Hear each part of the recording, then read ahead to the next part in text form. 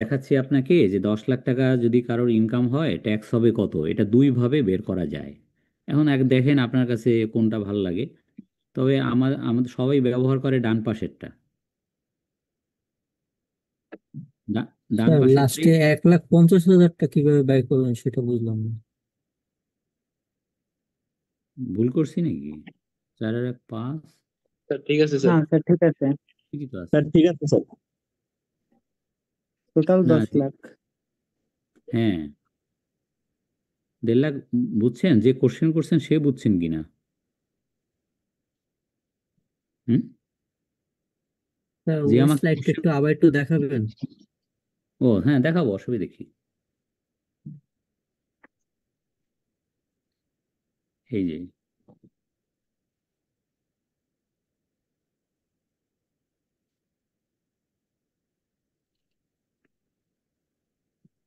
ওই 1.5 লাখ টাকা আসছে ওই 5 লাখ টাকার স্ল্যাব থেকে। 5 লাখ টাকার স্ল্যাবে পড়ছে 1.5 লাখ।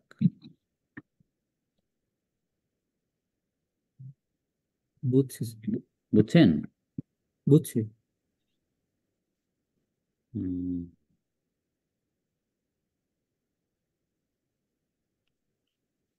আচ্ছা এখন বলেন তো, যদি যদি কারোর 3,60,000 টাকা মানে ইনকাম হয় তার ট্যাক্স হবে কত? স্যার ঢাকা চট্টগ্রামের মধ্যে হলে 5,000 টাকা, আর আদার সিটি কর্পোরেশন হলে 4,000 টাকা, আর সিটি কর্পোরেশনের বাইরে হলে 3,000 টাকা। স্যার 500 টাকা। না, 5,000, 3,000, আচ্ছা, 4,000। প্রথমে যে বলছে তারটাই ঠিক। জি স্যার। হুম। সর্বনিম্ন 5,000 টাকা, তারপর 4,000, তারপর 3,000, লোকেশনের উপর বেস করে। হুম, হুম। সেইটাই, আপনি যদি 3,60,000 টাকা কারোর ইনকাম হয় এবং আপনি দেখবেন যে তার সেই আহ, 3,60,000 থেকে 3,50,000 তো শূন্য, থাকে 10,000। তা 10,000 পড়ছে আপনার 5% লাভে, তাতে আসে 10,000-এর 5%-এ আসে 500। কিন্তু ইনকাম ট্যাক্স কখনোই আপনার 5,000, 4,000 বা 3,000-এর নিচে হবে না। মিনিমাম ট্যাক্সে আটকে যাবে আর কি। বুঝছেন? Yes sir sir. এটা আলাদা হওয়ার কারণ কি স্যার? আলাদা হওয়ার কারণ কি মানে? লোকেশন অনুযায়ী আলাদা হওয়ার কারণ? ও, এইটা আলাদা হওয়ার এখন আর আলাদা নাই, মানে এই সরকার, বর্তমানে যে কেয়ারটেকার সরকার, এটা এক দেশে এক রেট করে দিছে। তো এক দেশে এক রেট করে দিছে যেটা, সেটা তো আপনার আগামী বছর থেকে কার্যকর। সেটা আরো, এই বাজেটটা পাশ হলে আরো ভালোভাবে বুঝতে পারবো। কিন্তু এখন পর্যন্ত তো এটা থাকার কথা, যে 5,000, 4,000। এটা হওয়ার কারণ ছিল মানে ঢাকা চিটাগাংয়ের লোক যত মানে আয় বাণিজ্য কর্মকাণ্ড সবকিছুতে আগায় আছে, মানে রিমোট এলাকার লোকজন তো ওইভাবে আগায় নাই, তারা অনেকটা পরিশ্রম করে, তাদেরকে একটু মানে করা, একটু রিলিফ দেওয়া আর কি। বিষয়টা এরকম আর কি।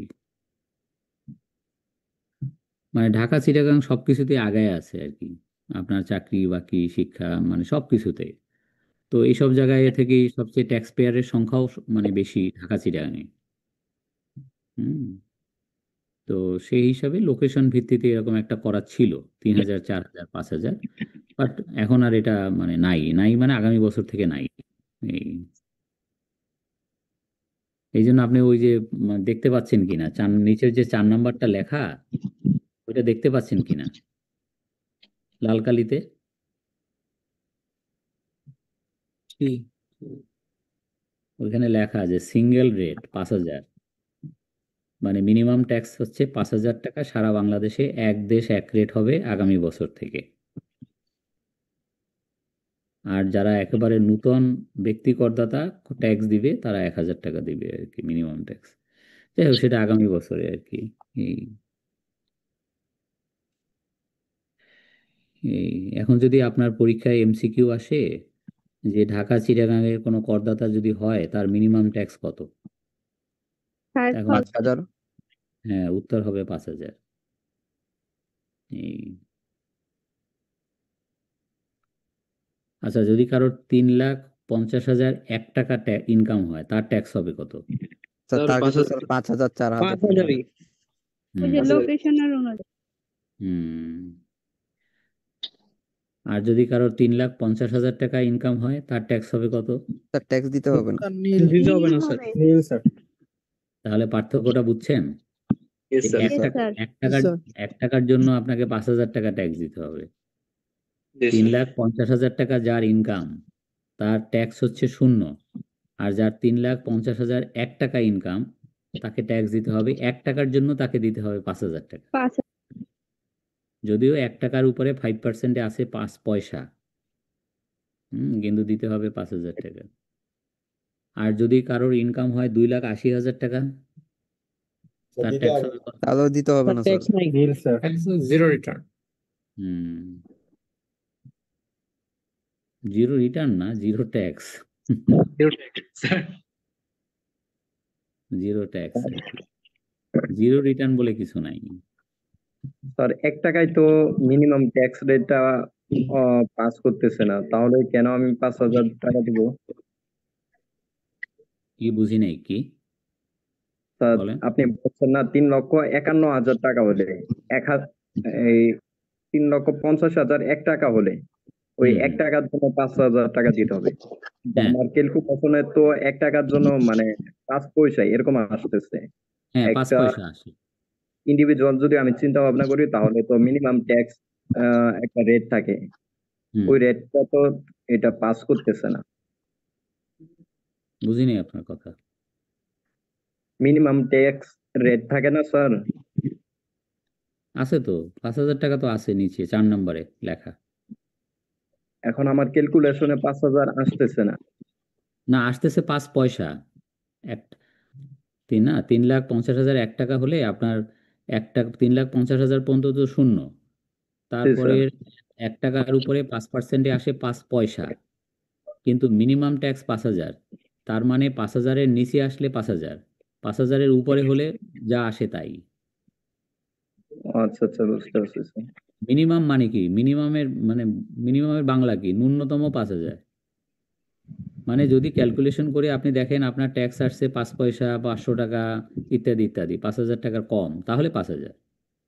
আর যদি দেখেন আপনার ট্যাক্স আসছে 10,000 বা 22,500 বা 67,500, তাহলে তো ঠিকই আছে। 5,000-এর বেশি হলে তো কোনো কথা নেই, 5,000-এর কম হলে 5,000। বুঝছেন? আচ্ছা আচ্ছা, ঠিক আছে স্যার, মিনিমাম ধন্যবাদ। মানে কি? হ্যাঁ, ধন্যবাদ তো দিবি। মিনিমামের মানেটাই হলো তাই, তাই জি না? স্যার, বুঝতে পারছি।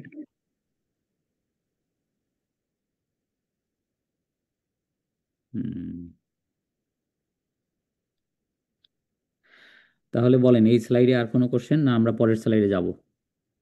পরের পরের slide এ যাওয়া যায়। slide হুম, শোনেন, আপনার তো পরীক্ষায় অঙ্ক থাকবে, বুঝছেন? তো স্যালারির অঙ্ক থাকবে, কোম্পানির অঙ্ক থাকবে, এগুলো ধীরে ধীরে আমরা করাবো। তো যখন স্যালারির অঙ্ক করাবো তখন এই বাম পাশের রেটটা আপনার মুখস্থ থাকতে হবে। জি স্যার। তো একটু দয়া করে এই বাম পাশের যে ট্যাক্স রেট, এই রেটটা আপনাকে মুখস্থ থাকতে হবে, নতুবা পরীক্ষার হলে আপনি পারবেন না। যখন অঙ্কটা করবেন, যখন ট্যাক্স বের করবেন, তখন আপনি পারবেন না। তো একটু দয়া করে এটাকে মুখস্থ করবেন যে প্রথম 3.5 লাখ শূন্য, পরের 1 লাখ টাকার উপরে 5, এইভাবে 5, 10, 15, 20, 25 এবং সর্বোচ্চ 30। আমি যদি এখন আরেকটা অঙ্ক দেই যে কারোর যদি 1 কোটি টাকা ইনকাম হয় তার ট্যাক্স হবে কত, এটা পারবেন না করতে? জি স্যার, স্যার, করা যাবে। জি স্যার, জি পারবো স্যার, স্যার। একটু সময় লাগবে, আপ- পারবো। সময় লাগবে কিন্তু আপনি পারবেন। এইভাবে ধাপে ধাপে করবেন এবং তখন দেখবেন আপনি 5, 10, 15, 20, 20, 25, 30 সবগুলো টাচ করছে, কি তাই না? জি স্যার। হুম, এই স্যার, এই 20% যেটা আছে স্যার, বাম পাশের যেটা স্যার, ওটাতে স্যার এই 10 লক্ষ হবে কিনা স্যার ওখানে? না স্যার, 5 লক্ষ হবে। 10 লক্ষ হবে মানে? আপনি কি আইন বানান নাকি? হ্যাঁ? না স্যার, মানে মনে হলো স্যার এরকম না। মনে করছেন যে ভুল হয়েছে কিনা এখানে? জি স্যার, আচ্ছা, এটা তো সরকার ঘোষিত রেট, এটা আপনি কি করবেন? তো এটা মুখস্থ রাখতে হবে আপনার। 3.5, তারপরে 1, তারপরে 4, 5, 5, 5, 5 কিন্তু দুইটা, বুঝছেন? তারপরে 20, তারপরে এর বাকিটা নেই। ওইটাই হয়তো ভাবছিলাম যে স্যার 10 হবে কিনা, তারপর দুইটা থাকার কারণে। না না না, হুম, ঠিক আছে। আচ্ছা, এখন আসেন ওয়েল সারচার্জ। তো এই বিষয়টা কি? সাউন্ড অফ করেন। আচ্ছা, বিষয়টা কি? সম্পদের উপরে স্যার ট্যাক্স নাকি বিষয়টা? হ্যাঁ, অনেকটা তাই। সেটা হলো কারোর যদি 4 কোটি টাকার উপরে সম্পদ থাকে, তাহলে 4 কোটি থেকে 10 কোটির মধ্যে যদি সম্পদ হয়, 4 কোটি 1 টাকা থেকে, তাহলে তাকে ট্যাক্সের 10% সারচার্জ দিতে হবে। এখন আজকে আপনাদের যে অঙ্কটা দিলাম, যে কারোর যদি 5 লাখ টাকা ইনকাম হয়, তাহলে তার ট্যাক্স হয় 10,000 টাকা। এটা বের করলাম না আমরা একটু আগে? জি স্যার। এখন যদি আপনাকে এই কোশ্চেনের সাথে আরেকটু জোড়া দেই, যে ওই যে ভদ্রলোকের আমরা ট্যাক্স বের করছি যে 5 লাখ টাকা তার ইনকাম, তার ট্যাক্স হচ্ছে 10,000 টাকা। তার যদি 5 কোটি টাকা সম্পদ হয় থাকে, তাহলে তাকে কত টাকা সারচার্জ দিতে হবে, ওয়েলথ সারচার্জ? বলতে পারবেন? 10%। 1,000 টাকা। Sir 10,10,000 maybe. স্যার তো 6,000 টাকা। হুম, স্যার 10,10,000 না, কারণ 1 কোটি টাকার উপর তো। 1 কোটি টাকা কি? 5 কোটি টাকা তার সম্পদ হচ্ছে, 5 কোটি টাকা। আচ্ছা, যাই হোক, উত্তরটা আমি বলে দিই। আপনার উত্তর, আপনার ক্লাসে একজন পারছে, যে প্রথম জবাব দিছে, উত্তর হচ্ছে 1,000 টাকা। আচ্ছা, সেটা কি? যদি কারোর সম্পদ থাকে 4 কোটি টাকার বেশি, কিন্তু 10 কোটি টাকার নিচে, বা 10 কোটি টাকা পর্যন্ত, তার মানে আমি আপনাকে উদাহরণ দিছি 5 কোটি টাকা। তার মানে 5 কোটি টাকা যদি কারোর সম্পদ থাকে, তাকে ট্যাক্সের 10% সারচার্জ দিতে হবে। তো ট্যাক্স আসছে কত? 10,000 টাকা না? হুম, জি স্যার। জি স্যার। 5 লাখ, 5 লাখ টাকা যার ইনকাম, তার ট্যাক্স আসছে 10,000। 10,000-এর 10%-এ 1,000 টাকা তাকে ওয়েল সারচার্জ দিতে হবে, তার সম্পদ 5 কোটি টাকা থাকার কারণে। জি স্যার। ক্লিয়ার? ক্লিয়ার জি স্যার। স্যার। হুম। তো এরকম যদি কারো সম্পদ থাকে 10 কোটি 1 টাকা থেকে 20 কোটি টাকা পর্যন্ত, তাহলে তাকে ট্যাক্সের 20% দিতে হবে। 20 কোটি 1 টাকা থেকে 50 কোটি টাকা পর্যন্ত যদি কারোর সম্পদ থাকে, নিট সম্পদ, তাহলে তাকে ট্যাক্সের 30% দিতে হবে। আর 50 কোটি টাকার উপরে যদি কারোর নিট সম্পদ থাকে, তাহলে তাকে ট্যাক্সের 35% সারচার্জ দিতে হবে। কি সারচার্জ? এটার নাম হচ্ছে ওয়েলথ সারচার্জ, বাংলা হচ্ছে সম্পদ সারচার্জ। বেশি টাকা সম্পদ থাকার কারণে তার ট্যাক্সের উপরে আবার একটা সারচার্জ হবে, এরকম বিষয়টা। আর প্রথমে একটা জিনিস, যাদের 4 কোটি টাকা পর্যন্ত সম্পদ, তাদের কোনো সারচার্জ হবে না ব্যক্তির ক্ষেত্রে। এবং এই সারচার্জটা কিন্তু শুধু ব্যক্তির ক্ষেত্রে, এটা বলে রাখি, অন্য কারোর ক্ষেত্রে নয়। আচ্ছা, কথাটা ঠিক আছে? এখন পরীক্ষায় কোশ্চেন আসতে পারে যে surcharge, wealth surcharge is applicable for individual, Hindu undivided family and partnership firm. Is it true or false? Sir false উত্তর স্যার। হচ্ছে, উত্তর হচ্ছে ফলস। কারণ এই যেটা পড়ানো হচ্ছে, যেটা আপনাকে এখন দেখানো হচ্ছে, এটা হিন্দু আনডিভাইডেড ফ্যামিলির উপরে প্রযোজ্য নয়, পার্টনারশিপ ফার্মের উপরে প্রযোজ্য নয়, কোম্পানির উপরে প্রযোজ্য নয়, কারোর উপরে প্রযোজ্য নয় আদার দ্যান ব্যক্তি। ঠিক আছে? আচ্ছা, এটা গেল এক। 2 নম্বর কথা হলো, যদি কারোর একাধিক গাড়ি থাকে, এক নামে যদি একাধিক গাড়ি থাকে এবং তার 4 কোটি টাকার নিচে সম্পদ থাকে, তাহলেও তাকে 10% ট্যাক্সের 10% সারচার্জ দিতে হবে। যেমন এক ভদ্রলোকের ইনকাম হচ্ছে 5 লাখ টাকা, তার ট্যাক্স আসে 10,000 টাকা, আর সম্পদ আছে তার 3.5 কোটি, মানে 4 কোটির নিচে, কিন্তু তার নিজের নামে 2টা গাড়ি। এখন কি হবে? সারচার্জ দেওয়া লাগবে 1,000 টাকা। হ্যাঁ, রাইট, সারচার্জ দিতে হবে। ওইটাই। আর একটা কথা বলছে, যদি বাংলাদেশের যে সব মিলিয়ে যদি তার 8,000 স্কোয়ার ফিটের উপরে বাড়ি থাকে, বা ফ্ল্যাট থাকে, বা অ্যাপার্টমেন্ট থাকে, তাহলেও তাকে দিতে হবে, তার 4 কোটি টাকার নিচে সম্পদ হওয়া সত্ত্বেও। ধরেন একটা লোকের 3টা ফ্ল্যাট ঢাকায়, এবং 3টা ফ্ল্যাট যদি স্কোয়ার ফিট যোগ করা হয়, তাহলে 8,000 স্কোয়ার ফিটের উপরে। হুম। তো সেই ক্ষেত্রে তার যদি সম্পদ 4 কোটি টাকার নিচে হয়, তাহলে কি তাকে সারচার্জ দিতে হবে? উত্তর হলো ইয়েস। স্যার যখন একাধিক গাড়ি থাকবে এবং সম্পত্তি 5 কোটি টাকা বা মানে 4 থেকে 10 এই রেঞ্জে থাকবে, তখন হুম, ঠিক 10% দেওয়া লাগবে না 20% দেওয়া লাগবে? না 10%ই একই, মানে সে যেহেতু তার সম্পদ হলো 4 কোটি টাকার বেশি, আবার এদিকে 2টা গাড়ি আছে, আবার 8,000 স্কোয়ার ফিটের উপরে বাড়ি আছে, তো তিনটাই কোয়ালিফাই করছে, তো তিনটা কোয়ালিফাই করলেও 10। 10 ওকে বুঝছেন? ওকে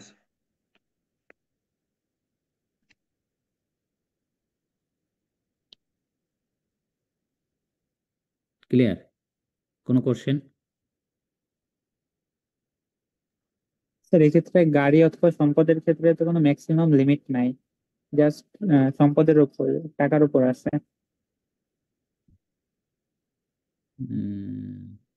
কি ম্যাক্সিমাম লিমিট মানে?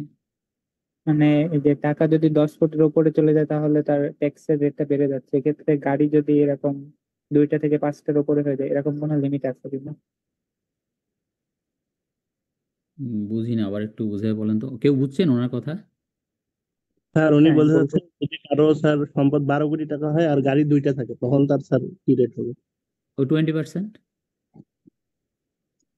স্যার কারোর সম্পদ যদি 12 কোটি টাকা হয়, 10 কোটি টাকার উপরে, মানে 10 কোটি থেকে 20 কোটির মধ্যে, তাহলে তো 20%-এ পড়ে গেছে। এখন তার একটা গাড়ি না 2টা গাড়ি না 14টা গাড়ি, তাতে কিছু যায় আসে না। ঠিক আছে? স্যার আমার একটা কোশ্চেন ছিল স্যার। বলেন। স্যার এই যে 8,000 স্কোয়ার ফিট যে স্যার, এটা কি স্যার হচ্ছে মানে আমার যতটুকু এরিয়াতে বাড়ি হবে ততটুকু এরিয়া 8,000 স্কোয়ার ফিট, নাকি স্যার এটা জায়গা সহ 8,000 স্কোয়ার ফিট স্যার? এটা দলিলে লেখা থাকে, কিন্তু কত স্কোয়ার ফিটের কি ইত্যাদি গুলো লেখা থাকে। আপনার ফ্ল্যাট যদি 2,500 স্কোয়ার ফিট হয় এবং 4টা ফ্ল্যাট হয়, তাহলে 10,000 স্কোয়ার ফিট হয়। জি স্যার। এটা মাপঝোপের বিষয়, আপনি অত বেশি দরকার নেই, শুধু এটুকু জেনে রাখলেই হলো পরীক্ষা পাশের জন্য। ঠিক আছে sir, thank you okay sir. এখন দেখেন আর একটা সারচার্জ আছে, ওইটা তো গেল, মানে কি ওয়েল সারচার্জ। এখন আর একটা সারচার্জ হচ্ছে পরিবেশ সারচার্জ, এনভায়রনমেন্টাল সারচার্জ। বুঝছেন? এইটা আবার কি জিনিস? এটা হচ্ছে যে রাস্তায় যে গাড়িগুলো চলে এবং এগুলা কালো ধোঁয়া বের করে, এগুলাতে পরিবেশ দূষণ করে, সুতরাং এই পরিবেশ দূষণ করে এদেরকে একটা পরিবেশ সারচার্জ নামে দিতে হবে যদি কারোর একাধিক গাড়ি থাকে। এক নামে যদি একাধিক গাড়ি থাকে, তাহলে পরবর্তী প্রতিটা গাড়ির জন্য আপনার এই রেটে আপনাকে পরিবেশ সারচার্জ দিতে হবে। হুম এই কিন্তু যদি আপনি ঢাকার রাস্তায় কিন্তু এখন দেখবেন যে বেশ কিছু ব্যাটারি গাড়ি চলে আসছে, তো ব্যাটারি গাড়ির উপরে এটা সারচার্জ ছিল, এইবারের বাজেটে এটা উঠিয়ে দিছে। বলছে ব্যাটারি চালিত গাড়ি যেগুলো, এগুলো যেহেতু কোনো পরিবেশ দূষণ করে না, সুতরাং ওইটার উপরে কোনো পরিবেশ সারচার্জ হবে না। এই এবং মজার জিনিস হলো, এই যে পরিবেশ সারচার্জ যেটা দিতে হবে, এটা ইনকাম ট্যাক্সের সাথে সমন্বয় হবে না। ধরেন আপনার কথার কথা যে এক নামে 2টা গাড়ি আছে, এখন আপনার ট্যাক্স আসছে কত? ট্যাক্স আসছে, আমি 10 লাখ টাকা যদি কারোর ইনকাম হয়, ট্যাক্স হয়, আমরা হিসাব করছি 67,500। তো কারোর যদি 2টা গাড়ি থাকে এবং 2টা গাড়ি থাকার কারণে যদি তাকে এরকম পরিবেশ সারচার্জ দিতে হয়, তো 25,000 টাকা তার হয়তো পরিবেশ সারচার্জ দিতে হলে, এটা কি 67,000 মাইনাস থেকে, ওখান থেকে 500 থেকে মাইনাস করে দেবো? না, এটা আলাদা। এই স্লাইডে কোনো কোশ্চেন, নাহলে পরের স্লাইডে চলে যাব। না স্যার। আচ্ছা, তাহলে এই পরিবেশ সারচার্জটা আপনার কিসের উপরে অ্যাপ্লিকেবল? শুধু তিনটা, কার, জিপ বা মাইক্রোবাস, এই তিনটার উপরে কিন্তু অ্যাপ্লিকেবল।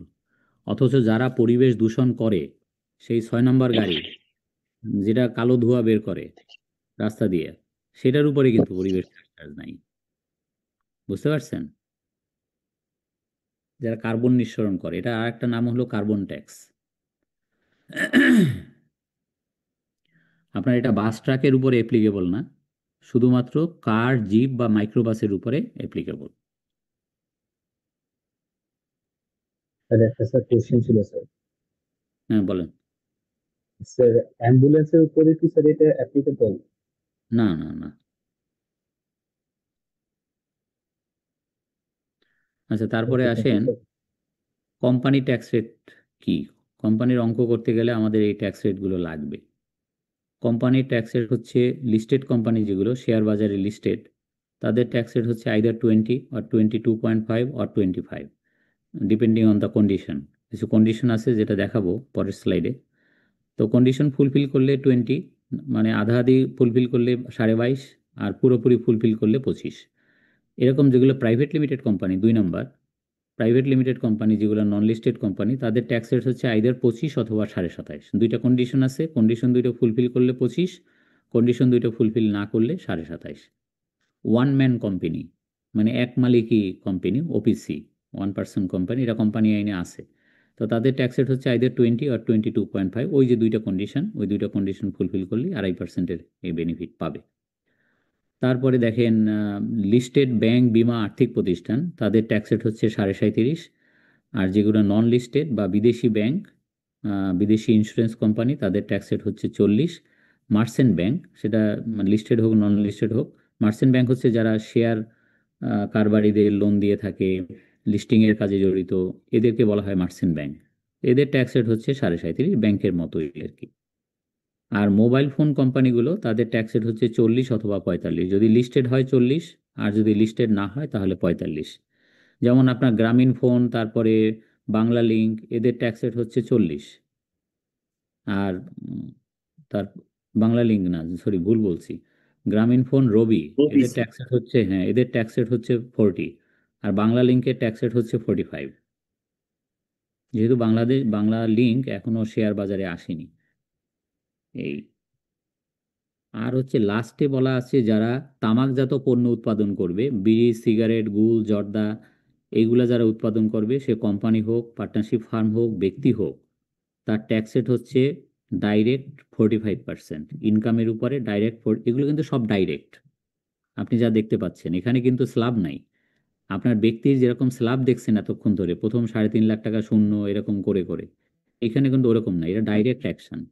মানে 100 টাকা ইনকাম হলে 45 টাকা ট্যাক্স, এর বিষয়টা এরকম আর কি। তো 45% হচ্ছে ইনকাম ট্যাক্স, প্লাস ওই একই ইনকামের উপরে আবার একটা টোবাকো সারচার্জ দিতে হবে 2.5%। তার মানে আমরা শিখলাম সারচার্জ কত প্রকার ও কি কি। সারচার্জ 3 প্রকার। কি কি? 1 নম্বর হচ্ছে ওয়েল সারচার্জ, 2 নম্বর হচ্ছে পরিবেশ সারচার্জ, এনভায়রনমেন্টাল সারচার্জ, 3 নম্বর হচ্ছে টোবাকো সারচার্জ।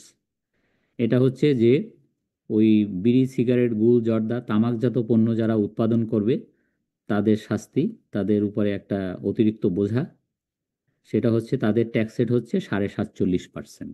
এক কথায় বললে 47.5, আর 2 কথায় বললে ট্যাক্স হচ্ছে 45% আর টোবাকো সারচার্জ হচ্ছে 2.5%, বাট একই ইনকামের উপরে। মানে কারোর যদি 100 টাকা আয় হয়, তাহলে তার 45 টাকা হবে ট্যাক্স, আর 2.5 টাকা হবে টোবাকো সারচার্জ, তাকে দিতে হবে টোটাল 47.5 টাকা। এবং সে ব্যক্তি হলেও, মজার ব্যাপার হলো সে ব্যক্তি হলেও এটা অ্যাপ্লিকেবল। যেমন বাংলাদেশে হাকিমপুরি জর্দা বানায় একজন, তার নাম হচ্ছে কাউস মিয়া, গত বছর মারা গেছে। তো কাউস মিয়ারও কিন্তু একই ঘটনা। কাউস মিয়ার কিন্তু যদি 100 টাকা আয় হয় এই হাকিমপুরি জর্দা থেকে, তার 45 টাকা ট্যাক্স দিতে হয় এবং 2.5 টাকা সারচার্জ দিতে হয়, টোবাকো সারচার্জ। বুঝছেন? তো এই হচ্ছে বিষয়। তো কারোর কোনো কোশ্চেন এই স্লাইডে? স্যার মোবাইল কোম্পানির কথা বললেন, সেক্ষেত্রে কি স্যার টেলিটক সিমের কি স্যার ওই কোম্পানি কি একই দিতে হয় না, 45 দিতে হয় না 40 দিতে হয়? কি কি কোম্পানি? টেলিটক স্যার, এটা কি জিনিস? এটা নাম মোবাইল শুনিনি তো। কোম্পানি স্যার, মোবাইল টেলিটক সিমের যে অপারেটর স্যার। টেলিটক। টেলিটক 45%। বললামই তো আপনাকে, বাংলাদেশে দুইটাই শুধু 40। না স্যার, যেহেতু ওটা স্যার গভর্নমেন্ট গভর্নমেন্ট না, গভর্নমেন্ট নাই, listed or non listed. G sir.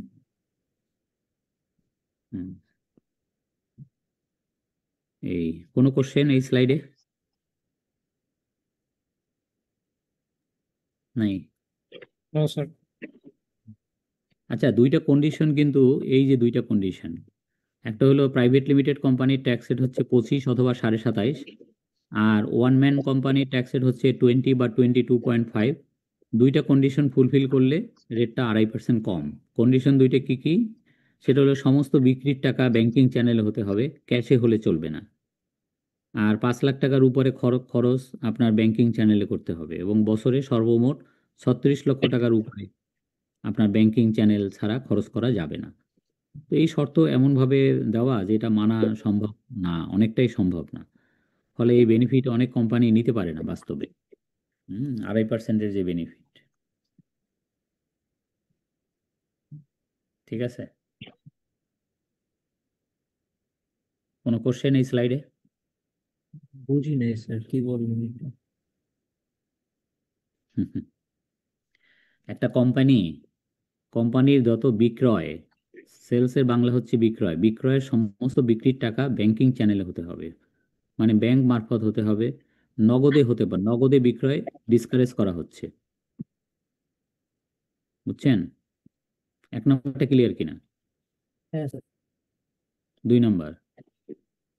2 নম্বরে হচ্ছে যে একটা কোম্পানি যত টাকা খরচ করে, সে 5 লাখ টাকার উপরে যদি কোনো পার ট্রানজেকশন যদি 5 লাখ টাকার উপরে খরচ করতে চায়, তো সেইটা অবশ্যই চেকের মাধ্যমে দিতে হবে বা ব্যাংক টু ব্যাংক ট্রান্সফারের মাধ্যমে দিতে হবে, নগদে দিলে হবে না। মানে নগদ টাকার লেনদেনটাকে ইনকাম ট্যাক্সে আইনে ডিসকারেজ করা হচ্ছে। এটা হলো 2 নম্বরের একটা পার্ট। 2 নম্বরে আর একটা পার্ট হচ্ছে একটা কোম্পানির সর্বমোট যত খরচ, সেখানে 36 লক্ষ টাকা পর্যন্ত নগদে খরচ করতে পারবে। 36 লক্ষ টাকার উপরে খরচ যদি নগদে করে থাকে, তাহলেও ডিসকোয়ালিফাই হয়ে গেল, তাহলেও তার ট্যাক্স রেট 25-এর জায়গায় 27.5 হয়ে যাবে। বুঝছেন?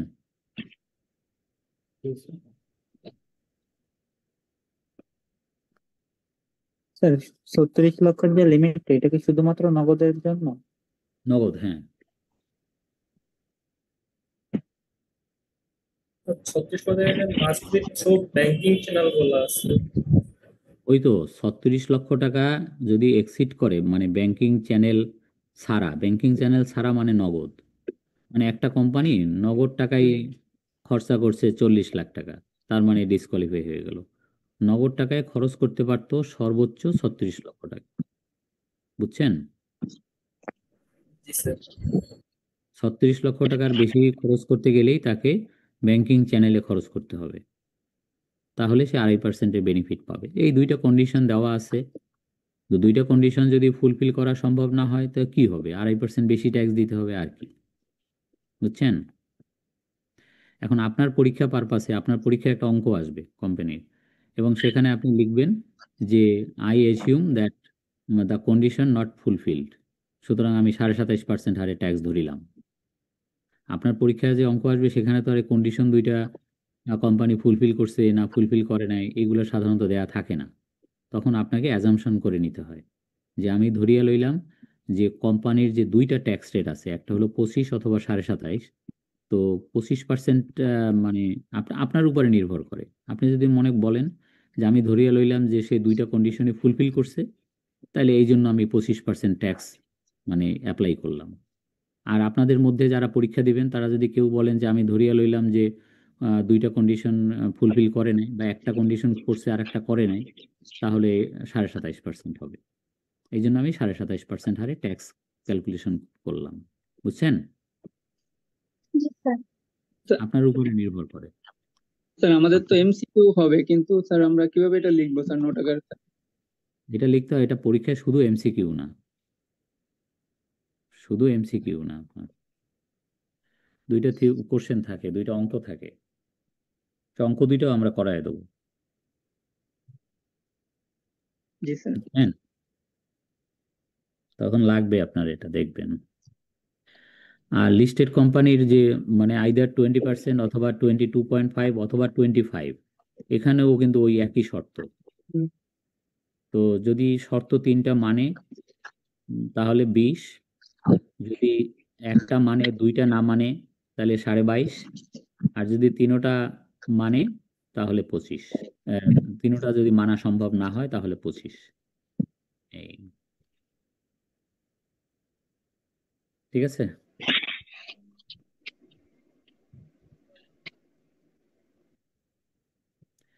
আচ্ছা, আচ্ছা, কিছু রিডিউস ট্যাক্স রেট আছে যেগুলো এসআরও দ্বারা করা আর কি।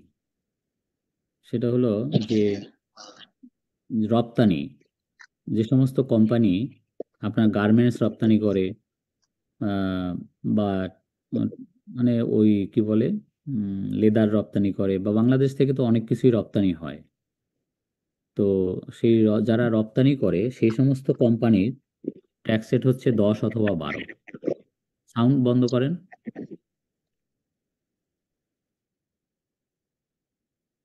আচ্ছা,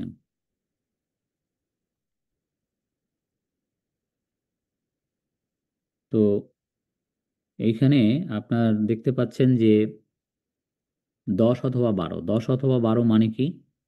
10 অথবা 12 মানে হচ্ছে যদি ওই ফ্যাক্টরি যদি লিড সার্টিফাইড ফ্যাক্টরি হয়, গ্রিন বিল্ডিং সার্টিফিকেশন থাকে, তাহলে ট্যাক্স রেট হচ্ছে 10, আর আদারওয়াইজ 12। তো বাংলাদেশে ম্যাক্সিমাম ফ্যাক্টরিগুলোই হচ্ছে লিড সার্টিফাইড না।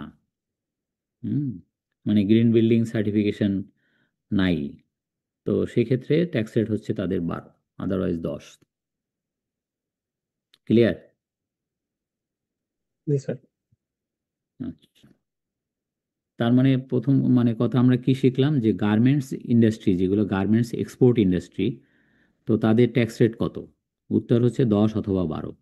এখন আপনি যদি বলেন যে পরীক্ষা পারপাসে আমি কি করব, 10 লিখবো না 12 লিখবো, এটা আপনার উপরে ডিপেন্ড করে, আপনি যা যা ধরে নেবেন আর কি। হুম এই তার টেক্সটাইলের ট্যাক্স রেট হচ্ছে 15, জুটের হচ্ছে 10, এরকম আর কি। মানে এসআরও দ্বারা, এসআরওর এব্রিভিয়েশন হচ্ছে স্ট্যাটুটরি রেগুলেটরি অর্ডার।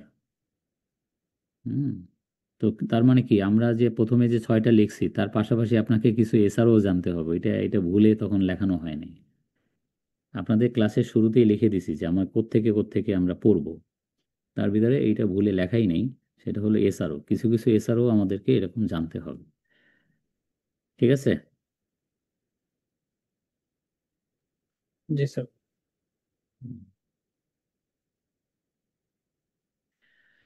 ট্যাক্সে বেশ কিছু রিফর্ম হয়েছে এ পর্যন্ত, যেমন এখন যে টিন আমরা ব্যবহার করি সেটা কিন্তু 12 ডিজিটের টিন। হুম তো এই 12 ডিজিটের টিন যেটা, এটা সিস্টেম জেনারেটেড টিআইএন। টিআইএন মানে হলো ট্যাক্স পেয়ার আইডেন্টিফিকেশন নাম্বার, আর ভ্যাটে হচ্ছে বিআইএন, বিজনেস আইডেন্টিফিকেশন নাম্বার। এই তো এইটা এনবিআর এর একটা অ্যাটেম্প্ট ছিল যে একটা ইউনিফাইড টিআইএন করার, যে টিন বিন দুইটাকে মার্জ করে একটাই নাম্বার হবে এরকম, কিন্তু সেটা হয়নি। তো ইনকাম ট্যাক্সের জন্য টিআইএন, ভ্যাটের জন্য বিআইএন, এইভাবেই চলছে। তারপরে দেখেন উইথহোল্ডিং ট্যাক্স। তো উইথহোল্ডিং ট্যাক্স বা অনেকে টিডিএস বলে এটাকে, অর্থাৎ উৎসে আয়কর কর্তন। তো উৎসে আয়কর কর্তন অনেকগুলো খাত আছে, যেগুলো নিয়ে আমাদের আলাদা ক্লাস আছে আপনাদের সাথে। এবং তার ভিতরে একটা তো আপনি বলেই ফেলছেন যে আমি চাকরি করি, তো আমার বেতন থেকে তো প্রতি মাসে ট্যাক্স কেটে রাখে, ওইটাই এইটা আর কি। অর্থাৎ উৎস মূলেই যখন ট্যাক্স কেটে রাখে, সোর্সেই যখন ট্যাক্স কেটে রাখে, ওইটাকে বলে উইথহোল্ডিং ট্যাক্স। তো এরকম খাত আছে অনেকগুলো, বেতন, ঠিকাদারি, আমদানি রপ্তানি ইত্যাদি, ব্যাংক ডিপোজিট, এরকম অনেকগুলো খাত আছে যেগুলো আমরা দেখব যে কোন কোন খাতের উপরে কত পার্সেন্ট হারে উৎসে আয়কর কর্তন করতে হয়। এই তারপরে দেখেন 3 নম্বরে হচ্ছে সিম্পলিফিকেশন অফ ট্যাক্স অ্যাসেসমেন্ট। এখন তো আপনি জানেন কিনা জানি না যে আমাদের সমস্ত মানে রিটার্ন সাবমিশনগুলো হয়ে থাকে সেলফ অ্যাসেসমেন্টে। এখন আর নর্মাল অ্যাসেসমেন্ট নাই বললেই চলে।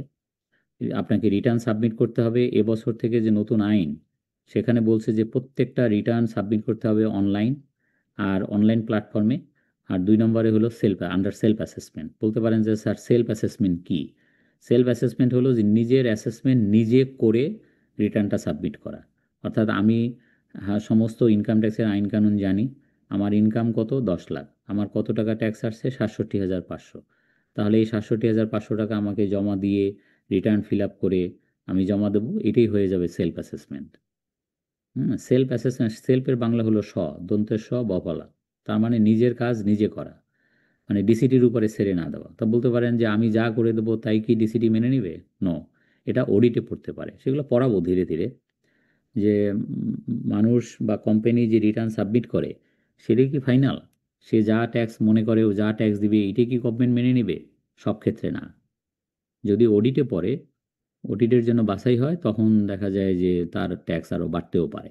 এই, বাট সব ক্ষেত্রে না। লাস্টে হচ্ছে অনলাইন রিটার্ন ফাইলিং।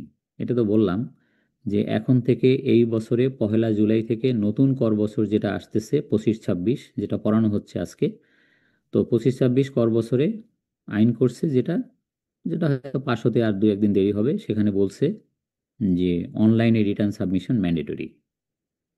সে ব্যক্তি হোক কোম্পানি হোক সবার জন্য। এখন আর কারো রিটার্ন দাখিল করতে সার্কেল অফিসে বা ইনকাম ট্যাক্স অফিসে যেতে হবে না, ফিজিক্যালি যেতে হবে না।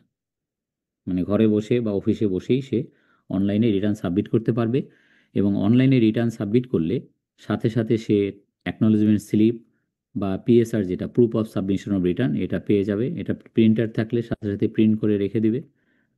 এই মানে, এবং সারা পৃথিবীতে কিন্তু অনলাইনটাই চালু, আমাদের দেশে মানে ফিজিক্যালটাও চালু ছিল। তো যাই হোক, এটা এবছর থেকে বন্ধ। প্রস্তাব তো আছে, দেখা যাক আর কি। তো এই স্লাইডে কোনো কোশ্চেন?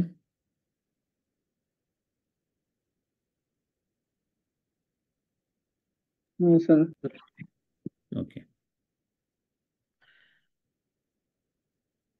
ঠিক আছে। তো একটা প্রেজেন্টেশন একটা প্রেজেন্টেশন তো শেষ শেষ হলো, তাই না? স্যার একটা কোশ্চেন ছিল স্যার, রিডিউস হুম, কি বলেন? ট্যাক্স রেট, হ্যাঁ, স্যার ওইটা সম্পর্কে যদি আরেকটু বলতেন স্যার।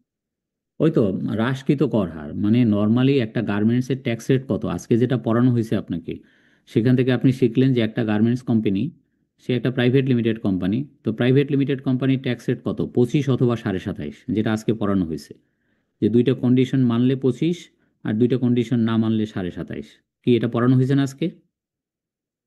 জি স্যার। জি স্যার। কিন্তু ধরেন ওই কোম্পানিটা হচ্ছে একটা garments export, 100% garments export industry company, তাহলে তার ট্যাক্সের কত? ওই 25 বা 27.5 হবে? উত্তর হলো না। সরকার এটাকে হ্রাস করে এটাকে করে দিছে 10 অথবা 12। ক্লিয়ার? জি sir. Special tax rate, special. এটা কি যে কোনো একটা প্রোডাক্ট এক্সপোর্ট করলে হবে স্যার, না হ্যাঁ, ফুললি এই যে মানে ব্যবসা বাংলাদেশ করে? থেকে তো হ্যাঁ, মানে যে কোনো প্রোডাক্ট, আপনি গার্মেন্টস হোক, টেক্সটাইল এই হোক, ওই যে কি বলে, ওই লেদার হোক, সিরামিক হোক, ভেজিটেবল হোক, বাংলাদেশ থেকে অনেক কিছু রপ্তানি হয়। জি স্যার। অনেক কোম্পানি রপ্তানি করে, এবং সব কোম্পানি যারা রপ্তানিকারক তাদের ট্যাক্স রেট কিন্তু ওইটা 10 অথবা 12।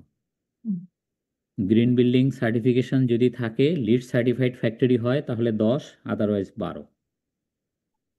তো বাংলাদেশে ম্যাক্সিমামই 12। বুঝছেন, হাতে গোনা হয়তো কিছু ফ্যাক্টরি আছে যেরকম সুন্দর, মানে সব দিক থেকেই তারা সার্টিফাইড। যেমন স্যার আমি ফর এক্সাম্পল বলি, আমি একটা গ্রুপ অফ কোম্পানিতে জব করি, তো আমাদের হচ্ছে প্রোডাকশন ধর্মী, আমাদের কয়েকটা প্রোডাক্ট এক্সপোর্ট করে স্যার। তো সেক্ষেত্রে কি ওই তো, সেক্ষেত্রে ধরেন একটা ইন্ডাস্ট্রি যদি দুইটা বৈশিষ্ট্য থাকে, যে সে মানে কিছু পণ্য রপ্তানি করে আর কিছু পণ্য সে স্থানীয় বাজারে বিক্রি করে, জি স্যার। হ্যাঁ, তাহলে তার অ্যাকাউন্টসটায় ওইভাবে হার হবে, প্রপোর্শনেটলি হবে। যেগুলো রপ্তানি করে ওইটার উপরে ট্যাক্স রেট হবে 12, আর যেগুলো দেশের মধ্যে বিক্রি করে ওইটার উপরে হবে 27.5। বুঝতে পারছি দুইটা স্যার। রেট অ্যাপ্লাই হবে। ক্লিয়ার স্যার, ধন্যবাদ স্যার। হুম।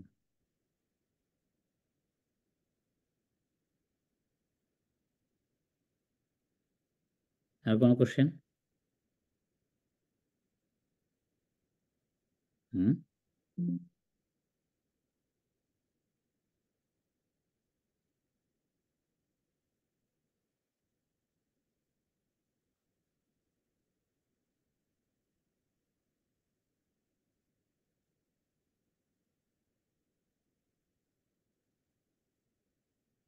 স্লাইডটা একটু দিয়ে দিন। স্লাইড তো এখনই দেবো, স্লাইড নিয়ে চিন্তা নেই। আর একটা জিনিস পড়াই, এই দুইটাই দিয়ে দেবো। সেটা হলো ইনকাম ইয়ার এবং অ্যাসেসমেন্ট ইয়ার। এটা বলছি অলরেডি যে ইনকাম ইয়ার যদি হয় 24-25, অ্যাসেসমেন্ট ইয়ার হচ্ছে 25-26, তাই না? অ্যাসেসমেন্ট ইয়ার শুরু হয় সবসময় কিন্তু 1 জুলাই থেকে। হ্যাঁ, assessment year means the period of 12 months commencing from the first day of July every year. প্রতি বছর 1 জুলাই থেকে যে বছরটা শুরু হয় ওইটাই হচ্ছে অ্যাসেসমেন্ট ইয়ার।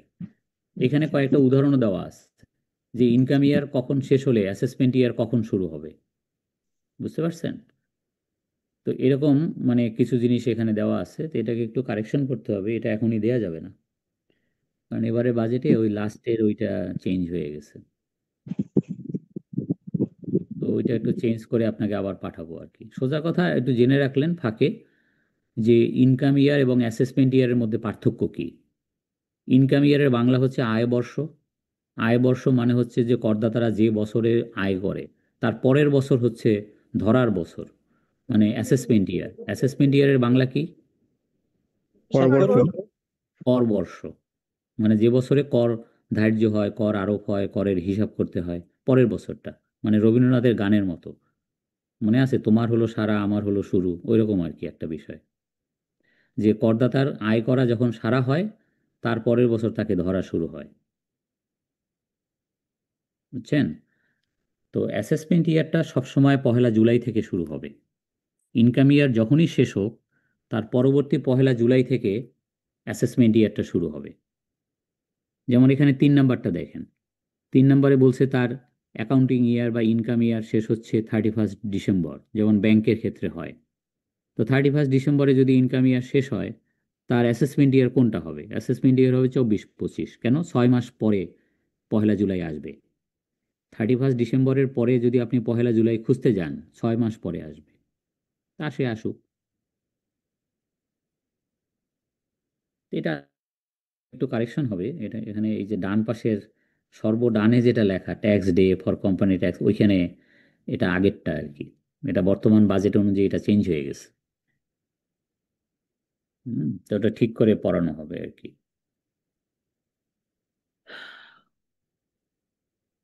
কি জাভেদ কিছু বলবেন? আর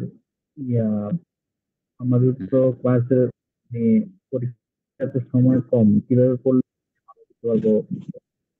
এগুলো সব হবে আপনার। আজকে ক্লাস শুরু, আজকে শেষ ক্লাস না, যে রঞ্জন স্যারের আজকে শেষ ক্লাস, স্যারের কাছ থেকে জেনে নিয়ে কিভাবে পরীক্ষা দিতে হবে, কি করতে হবে, এগুলো নট নাও, বুঝছেন? স্যার সাধারণত আমরা আপনাদের ক্লাস কয়টা পাবো? যে কটা দেয় আইসিএবি, নর্মালি যে কটা দেয় ওইভাবেই হবে, বুঝছেন?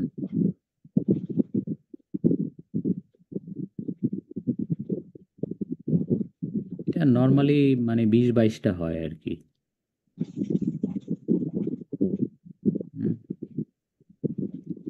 তো ঠিক আছে, আপনারা মেইলটা চেক করেন, আমি মেইলে পাঠিয়ে দিচ্ছি। Okay sir.